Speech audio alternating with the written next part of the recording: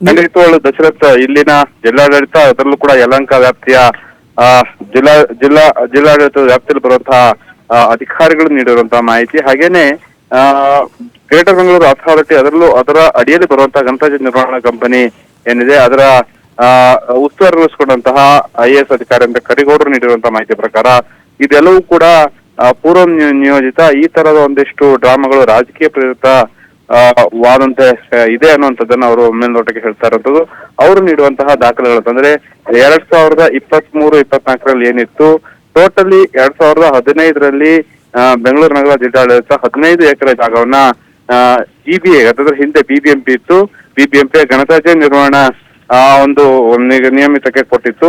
ಅದಾದ ಬಳಿಕ ಇತ್ತೀಚೆಗೆ 100 ಸಲ ಇವರಿಗೆ ನೋಟಿಸ್ ಅನ್ನ ನೀಡಿದ್ದಾರೆ. ನೋಟಿಸ್ ಅಂದ್ರೆ ಬರೀ ಪತ್ರ ಹಂಚೋದಂತೆ ಅಲ್ದೇನೆ ಇಲ್ಲಿ ಬರುವಂತಹ ಸ್ಥಳಗಳಿಗೆ ಭೇಟಿ ನೀಡುವಂಥದ್ದು, ಮೈಕಲ್ ಅನೌನ್ಸ್ ಮಾಡುವಂಥದ್ದು ಎಲ್ಲವನ್ನು ಕೂಡ ಮಾಡಿದ್ರು. ಈ ಒಂದು 15 ಎಕರೆಯಲ್ಲಿ ಈಗ ನಾವು ಈ ಮ್ಯಾಪ್ ಅಲ್ಲಿ ನೋಡ್ತಾ ಇರುವಂತಹ ಒಂದು ಏನು ಚಿತ್ರಣನ ನೋಡೋದಾದ್ರೆ, ಅಲ್ಲಿ ರೋಡ್ ಮಾರ್ಕ್ ಮಾಡೋದಾದ್ರೆ 2023ವರೆಗೂ ಕೂಡ ಇದು ಕಲ್ಲಿನ ಕ್ವಾರೆ. ಇಲ್ಲಿ ಕಸವನ್ನ ಡಂಪಿಂಗ್ ಮಾಡುವಂಥದ್ದು ಅಥವಾ ಲಿಕ್ವಿಡ್ ಆ ಕಸದ ನೀರೇನಿರುತ್ತೆ ಅಥವಾ ಕೊಳಚೆ ನೀರಿರುತ್ತೆ ಅದು ಸಂಗ್ರಹ ಇರುವಂತಹ ಸ್ಥಳ ಆಗಿರುತ್ತೆ. ಕೆರೆ ರೀತಿಯಲ್ಲಿ ಕೆಟ್ಟ ಸ್ಮೆಲ್ಗಳು ಬರ್ತಾ ಇರುವಂತಹ ಸ್ಥಳ ಆಗಿರುತ್ತೆ.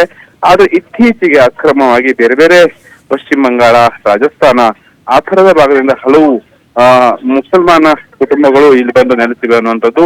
ಹಾಗೇನೆ ಈಗ ಆರೋಪ ಮಾಡ್ತಾ ಇರೋದು ನಗರ ಜಿಲ್ಲಾಡಳಿತ ನೀಡಿರುವಂತಹ ಸರ್ವೆ ಅಂತಂದ್ರೆ ಯಲಹಂಕ ವ್ಯಾಪ್ತಿಯ ಸರ್ವೆ 90ರ ಅಡಿಯಲ್ಲಿ ಇರುವಂತಹ ಈ ಒಂದು ಜಾಗದಲ್ಲಿ ಯಾರು ಕೂಡ ವಸತಿಯನ್ನ ಮಾಡ್ಕೊಂಡಿರಲ್ಲ. ಯಾರಿಗೂ ನಾವು 94C ಅಡಿಯಲ್ಲಿ ಏನು ಹಕ್ಕುಪತ್ರವನ್ನು ನೀಡಿರಲ್ಲ. ಅದು ಹಕ್ಕುಪತ್ರ ನೀಡಿದ್ರು ಕೂಡ ಕಾನೂನು ಪ್ರಕಾರ ಅದು ಏನ್ ತಾತ್ಕಾಲಿಕ ಅಂತಂದ್ರೆ ಟೆಂಪ್ರರಿ ಬೇಸ್ ಮೇಲೆ ನೀಡಲಾಗಿರುತ್ತೆ. ಸೊ ಆ ಒಂದು ಟೆಂಪ್ರರಿ ಬೇಸ್ ನೀಡಿರೋ ದಾಖಲೆಯನ್ನು ಇಟ್ಕೊಂಡು ನಾವು 15 ವರ್ಷದಿಂದ ಇದ್ದೀವಿ, 20 ವರ್ಷದಿಂದ ಇದ್ದೀವಿ ಅನ್ನುವಂಥದ್ದು ಇವರು ನಿಜವಾಗ್ಲೂ ಇಲ್ಲಿ ವಾಸ್ತವ ಹೊಂದಿದ್ದವರಲ್ಲ. ಪಕ್ಕದ ಬಡಾವಣೆಗಳು, ಇದು ಸುತ್ತಮುತ್ತ ಸಾಕಷ್ಟು ಜನವಾಸ ಸ್ಥಳಗಳು ಕೂಡ ಇದೆ, ಜನರು ಹಲವು ವರ್ಷಗಳು ವಾಸ ಮಾಡ್ತಾ ಇದಾರೆ. ಅಲ್ಲಿ ಇದ್ದಂಥವ್ರು ಅಲ್ದೇನೆ ಇಲ್ಲಿ ಒಂದ್ ರೀತಿಯಲ್ಲಿ ಮಾಧ್ಯಮಗಳ ಮುಂದೆ ಅಲ್ಲೊಂದು ತೋರ್ಸ್ಕೊಂತವ್ರವ್ರಿಗೆ ಬೇರೆ ಬೇರೆ ಜಾಗಗಳಲ್ಲಿ ನಿವೇಶನಗಳಿದೆ, ಹೆಚ್ಚುವರಿ ಆದಾಯ ಬರುವಂತಹ ವ್ಯಕ್ತಿಗಳೇ ಆಗಿದ್ದಾರೆ. ಇಲ್ಲಿ ಈ ಜಾಗವನ್ನ ಹೊಡಿಲಿಕ್ಕೆ ಸರ್ಕಾರಿ ಜಾಗವನ್ನ ಕಬಳಿಸ್ಲಿಕ್ಕೆ ಮಾಡ್ತಾ ಇರುವಂತ ಇದೊಂದು ಷಡ್ಯಂತ್ರ ಅನ್ನುವಂತಹ ಸ್ಪಷ್ಟವಾದಂತಹ ದಾಖಲೆ ಮೂಲಕ ಈ ಅಧಿಕಾರಿಗಳು ನೀಡ್ತಾ ಇರುವಂತದ್ದು. ಒಟ್ಟಾರೆ ಈಗ DCM ಕೂಡ ಸ್ಥಳಕ್ಕೆ ಈಗ ಆಗಮಿಸಿರುವಂತದ್ದು. DCMಗೆ ಸಂಪೂರ್ಣವಾದಂತಹ ಮಾಹಿತಿಯನ್ನ ಇಲ್ಲಿನ ಆಡಳಿತ ವರ್ಗ ನೀಡ್ತಾ ಇದೆ. DCM ಮುಂದೆ ಯಾವ ರೀತಿ ನಿರ್ಧಾರ ತೆಗೆದುಕೊಳ್ತಾರೆ ಅಥವಾ ಇಲ್ಲಿರುವಂತಹ ನಿಜವಾದ ನಿರಾಶ್ರಿತರು ಯಾರು, ಅವರನ್ನ ಹೇಗೆ ಅವ್ರನ್ನ ವಿಶ್ವಾಸ ತಿಳ್ಕೊಂಡು ಈ ಸಮಸ್ಯೆಯನ್ನ ಬಗೆಹರಿಸ್ತಾರೆ ಅನ್ನೋದು ಕೂಡ ಈಗ ಕುತೂಹಲ ಇರುವಂತದ್ದು. ಇವತ್ತು ಸಂಜೆ ಮೀಟಿಂಗ್ ಬೇರೆ ಇದೆ, ಮುಖ್ಯಮಂತ್ರಿಗಳ ಅಧ್ಯಕ್ಷತೆಯಲ್ಲಿ ಅಥವಾ ಅವರ ನೇತೃತ್ವದಲ್ಲಿ ಮೀಟಿಂಗ್ ನಡೆಯುತ್ತೆ.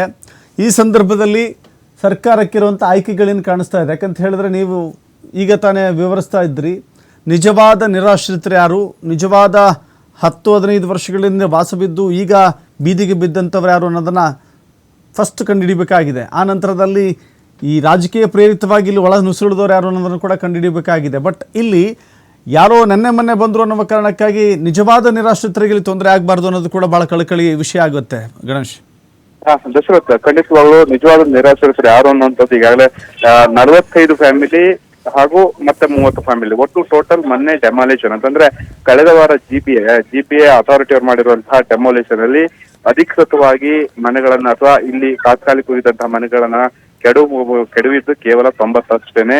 ಆದ್ರೆ 180 ಮನೆಗಳಲ್ಲಿ ವಾಸವಿದ್ವಿ, 200 ಇತ್ತು ಅನ್ನೋದು ಶುದ್ಧ ಸುಳ್ಳು ಅನ್ನುವಂಥದ್ದು ಅಧಿಕಾರಿಗಳ ವರ್ಗ ವಿತ್ ಫೋಟೋಸ್ ಗಳನ್ನು ಕೂಡ ನೀಡ್ತಾರೆ. ಆ ಮನೆಗಳನ್ನು ಕಟ್ಟಿರುವಂತದ್ದು ಹೇಗಿದೆ ಅಂದ್ರೆ ಒಂದ್ ರೀತಿಯಲ್ಲಿ ಕಲ್ಲುಗಳನ್ನು ಜೋಡಿಸಿ ತಾತ್ಕಾಲಿಕವಾಗಿ ವಾಸಿಸಬೇಕಾದಂತಹ ಒಂದು ವ್ಯವಸ್ಥೆ ಇದ್ದಂತಹ ಮನೆಗಳ ರೀತಿಯಲ್ಲಿದ್ದು ಅದನ್ನ ನಾವು 1-2 ಗಂಟೆಗಳಲ್ಲೇ JCB ಮೂಲಕ ಕೆಡವಿದ್ದೇವೆ ಹೊರತು ನೀವು ನಿಜವಾದ ಮನೆಗಳನ್ನು ಡೆಮಾಲಿಷನ್ ಮಾಡೋದಾದ್ರೆ ಅಲ್ಲಿ ಇರುವಂತಹ ವ್ಯವಸ್ಥೆ ಡೆಮಾಲಿಷನ್ ಮಾಡೋದಾದ್ರೆ ಹಲವು ದಿನಗಳ ಹಿಡಿಯುತ್ತೆ. ಅದು ಬೇರೆ ರೀತಿಯ ಪ್ರಕ್ರಿಯೆಗಳು ಇರುವಂತದ್ದು. ಆದ್ರೆ ನಾವು ಒಂದೇ ದಿನದಲ್ಲಿ ಪೂರ್ತಿ ಡೆಮಾಲಿಷನ್ ಮಾಡಿದ್ವಿ ಅಂದ್ರೆ ಇವೆಲ್ಲವೂ ಕೂಡ ತಾತ್ಕಾಲಿಕವಾಗಿ ವಾಸವಾದಂತಹ ಮನೆಗಳಾಗಿರೋದು, ಮನೆಗಳು ಕೂಡ ಅಲ್ಲ, ಶೆಡ್ಗಳಂತ ಹೇಳಿ ಅಧಿಕಾರಿಗಳು ಹೇಳ್ತಾರೆ. ಈಗ ಆ ಮಾಹಿತಿನೂ ಕೂಡ ಈಗ DCM DK ಶಿವಕುಮಾರ್ ಅವರು ಕೂಡ ಇಲ್ಲಿನ ಜಿಲ್ಲಾಡಳಿತ ವಿವರಿಸ್ತಾ ಇದೆ. ಇದರ ಸಂಪೂರ್ಣ ಮಾಹಿತಿ CM ಜೊತೆಗೆ DCM ಡಿಸ್ಕಷನ್ ಕೂಡ ಮಾಡುವಂತ ಸಾಧ್ಯತೆಗಳಿರುವಂತದ್ದು. ಆದ್ರೆ ಇಲ್ಲಿರುವಂತದ್ದು ಇದೇ ಸರ್ವೆ ನಂಬರ್ 90ರ ಅಡಿ ಅಂದ್ರೆ ಯಲಹಂಕ ವ್ಯಾಪ್ತಿಯ ಶ್ರೀನಿವಾಸಪುರ ಹಾಗೂ ಈ ಒಂದು ಸರ್ವೆ ನಂಬರ್ ಏನ್ ಹೇಳುತ್ತೆ, ಈ 90 ಅಡಿಯಲ್ಲಿ ಇದ್ದಂತಹ 15 ಎಕರೆ ಹಾಗೂ ಮತ್ತೆ 7 ಎಕರೆ ಒಟ್ಟು 23-24 ಎಕರೆ ಜಾಗ ಏನಿದೆ ಆ ವ್ಯಾಪ್ತಿಯಲ್ಲಿ ಇದ್ದಂತಹ ಮನೆಗಳು ಎಷ್ಟು ಅನ್ನೋದನ್ನ ಈಗಾಗಲೇ ಸರ್ಕಾರ ಕಲೆಕ್ಟ್ ಮಾಡ್ಕೊಳ್ತಾ ಇದೆ. ಹಲವು ಸ್ಥಳೀಯರ ಅಭಿಪ್ರಾಯ ಪಡ್ಕೊಳ್ತಾ ಇದೆ. ಹಾಗೇನೆ ನಿಮ್ಮ ಮನೆಗಳು ವಾಸ್ತವಾಗಿದ್ರೆ ಅದರ ಮೂಲ ದಾಖಲೆ ಕೊಡಿ ಅನ್ನುವಂಥದ್ದನ್ನ ಈಗ ಜಿಲ್ಲಾಡಳಿತ ಕೂಡ ಹಾಗೇನೆ ಜಿಬಿಎ ತೆಗೆದುಕೊಳ್ತಾ ಇದೆ. ಅದರ ಹೊರತಾಗಿ ಈಗಾಗಲೇ ರಾಜೀವ್ ಗಾಂಧಿ ವಸತಿ ನಿಗಮ ಏನಿದೆ ಅವರಿಂದ ನಾವು ಪರ್ಯಾಯ ವ್ಯವಸ್ಥೆ ಮಾಡ್ತೀವಿ ಅಂತ ಹೇಳಿ ಇವತ್ತು ಬೆಳಗ್ಗೆ ಕೂಡ ಅಧಿಕಾರಿಗಳ ವರ್ಗ ಬಂದು ಅವರಲ್ಲೂ ಕೂಡ ದಾಖಲೆಗಳನ್ನು ಪರಿಶೀಲನೆ ಮಾಡಿರುವಂತದ್ದು. ಸಹಜವಾಗಿ ಸರ್ಕಾರ ಕೆಲವು ಕುಟುಂಬಗಳಿಗೆ ಅಂತಂದ್ರೆ ಇಲ್ಲಿದ್ದಂತಹ ಒಂದು 30-40-50 ಒಳಗಿನ ಕುಟುಂಬಗಳಿಗೆ ಏನಿರ್ತವೆ ಅವರಿಗೆ ಪರ್ಯಾಯ ವ್ಯವಸ್ಥೆಯನ್ನ ಮಾಡುವಂತಹ ಸಾಧ್ಯತೆಗಳು ಕೂಡ ಇರುವಂತದ್ದು.